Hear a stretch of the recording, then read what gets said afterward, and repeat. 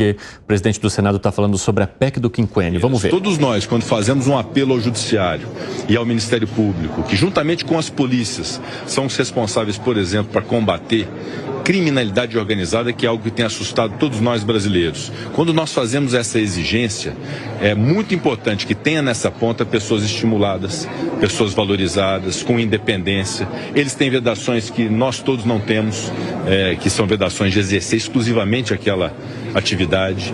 Então, ela tem uma razão de ser. Houve um alargamento do rol de carreiras pelo relator, o senador Eduardo Gomes, e na Comissão de Constituição e Justiça. Esse alargamento que é objeto de discussão nesse momento, e nós vamos ter toda a responsabilidade de dialogar com o Poder Executivo, já que se estende no trabalho feito pela CCJ a carreiras que estão vinculadas ao Executivo, que o Executivo participe do debate, que haja o dimensionamento do custo disso, mas o cerne do que é a proposta de emenda à Constituição, ela tem uma razão de ser, que são esses elementos que eu estou aqui dizendo para vocês, e no final das contas será algo muito importante para garantir que essas carreiras não tenham pessoas que não sejam vocacionadas, que quem esteja nessas carreiras não queira sair, que quem esteja nos bancos de escola, de faculdade de direito queiram seguir essa carreira com independência, com imparcialidade, pessoas incorruptíveis. É isso que nós queremos como sociedade. Para isso nós precisamos ter essa valorização e essa estruturação de carreira. Não tem cabimento, ao final de uma carreira de um juiz,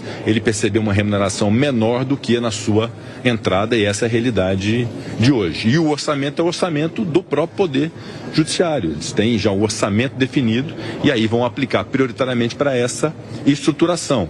O nosso projeto de déficit fiscal zero, de equilíbrio das contas públicas, não é afetado com a priorização no âmbito de um orçamento já pré-definido de estruturação de carreiras, ao invés, por exemplo, de construção de prédios de fórum, por exemplo. Então, é algo muito sustentável, algo equilibrado, que vem sendo estudado ao longo de muitos anos e que nós propusemos. E agora, o alargamento, evidentemente, merece novos estudos, merece envolver o Poder Executivo, que agora está envolvido, para a gente poder ter a melhor decisão possível. Mas o PL no super salários que faria essa economia, ele está parado. Existe uma previsão de quando ele vai para frente, quando vai chegar aqui? Há um compromisso meu com o presidente do Senado e do Congresso Nacional, a estruturação das carreiras do Judiciário e do Ministério Público, com a valorização por tempo de magistratura em função da dedicação exclusivíssima que eles têm, só será promulgada na eventualidade de apreciação e aprovação pelo Senado e Câmara se houver aprovação do projeto de lei que define as verbas indenizatórias e que acaba com super salários no Brasil. Essas notícias que vocês dão com muita propriedade, que são realidade, de contra-cheques de 400 mil, 300 mil, 500 mil reais para um só servidor, isso acaba com o projeto de lei que nós estamos na iminência de votar, e a promulgação da estruturação das carreiras através da emenda constitucional só se daria, na eventualidade de aprovação, com a aprovação desse projeto de lei. Seriam as duas coisas juntas, como uma proposta do Parlamento brasileiro, para que haja equilíbrio, não haja supersalários, haja valorização sustentável dessas carreiras que têm especificidades e que precisam ser tratadas em razão de suas especificidades, mas sem os exageros que hoje nós vivenciamos, com penduricalhos, com auxílios que são criados nos tribunais e que são vedados por esse projeto de lei. Então, as duas coisas, uma só acontecerá com a outra. Esse é um compromisso que eu fiz aos senadores, é um compromisso público que eu fiz, em razão da responsabilidade que nós temos de poder ter um judiciário forte e valorizado, um Ministério Público forte e valorizado, sem excessos, sem supersalários, sem privilégios, mas com estruturação de carreira que faça ser carreiras minimamente atrativas. Presidente, já está agendado o encontro do senhor com o presidente. Presidente, o encontro com o presidente Lula está confirmado? Olha, na sexta-feira houve um contato do Palácio do Planalto. Eu, infelizmente, eu tive um pequeno problema de uma iminência de gripe ali, de uma reação à vacina que eu tomei de dengue. É uma reação leve, viu, gente? Pode tomar a vacina, que a vacina faz bem e deve tomar.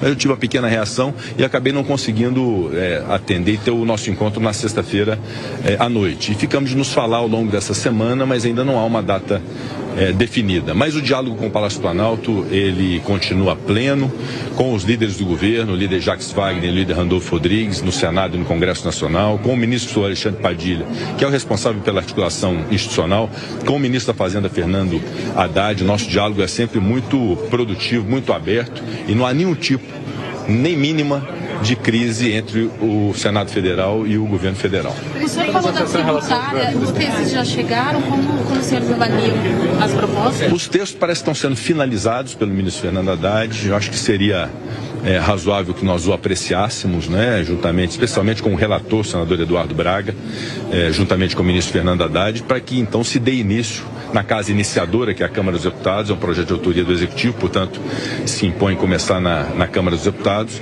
É muito importante que nós tenhamos realmente a união das duas casas, junto com o governo federal, e entregarmos esse ano ainda a regulamentação da reforma tributária. A sociedade anseia isso, talvez seja a pauta mais relevante que nós tenhamos para esse ano, é de entregar a reforma tributária para o país e no final vai dar tudo certo. O senador Braga continuará sendo o relator agora nessa vinda da regulamentação, senhora? Eu acho que é uma coisa natural, ele compreendeu bem, se dedicou meses para cuidar da proposta de emenda à Constituição, que se transformou na emenda constitucional.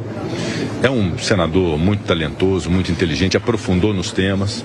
Eu acho importante que os projetos de lei que regulamentam a reforma tributária tenham o mesmo relator para haver uma análise sistemática e complementar de tudo, o mesmo raciocínio por o mesmo relator. Isso eu acho. E eu acho que é natural que seja o senador Eduardo Braga, que já foi da emenda constitucional. Seria, na minha opinião, bom que ele também aceitasse a missão de ser relator desse projeto de regulamentação. Obrigado. O presidente do Senado falou ali sobre vários assuntos importantes que estão na pauta e que devem ser discutidos nessa semana, inclusive as pautas bomba e também a reforma tributária, porque a proposta está sendo finalizada pelo governo. O presidente Lula disse, inclusive, que o texto já estava pronto e que deve ser encaminhado nesta semana para o Congresso, defendendo, inclusive, que os relatores permaneçam aqueles que trataram do tema lá na primeira discussão.